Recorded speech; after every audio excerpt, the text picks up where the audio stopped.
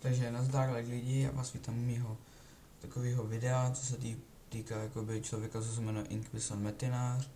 Má hodně Facebooku, je to prostě čorka, tady jsme se hádali, tady se prostě psal na Facebooku, jakože že týpek, že s ním jde obchodovat, kdo se za ní zaručí, tak jsem tam napsal, že to je čorka. Pak ten komentář celý smazal, že ho napsal jsem mu tohle, proč pak to jako se smazal, bojí se, že s tebou nebude nikdo měnit. Pak si mě bloknul, tak jsem to dal na tuhle skupinu. Tady to píše víc lidí, je to Skurvisy, Nochrada Rybskýho, a má akorát dal tady za o 500 mega na Cindy.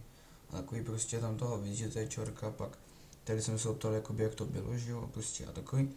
Tam jsem mi, že normálně, jakože dal mu to prvý, že mu jakoby prej věřil, že to čorka není, že se každý zaručí, pak tady vidíte, jak to dopadlo, že odhlásil se, bloknul se ho na FB a takový. A tady teď zkazuji, jakoby, tak to tam jen jednoduše napíše, jak radne.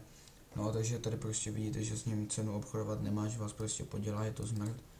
A to, takže prostě nevěřte mu a já jsem...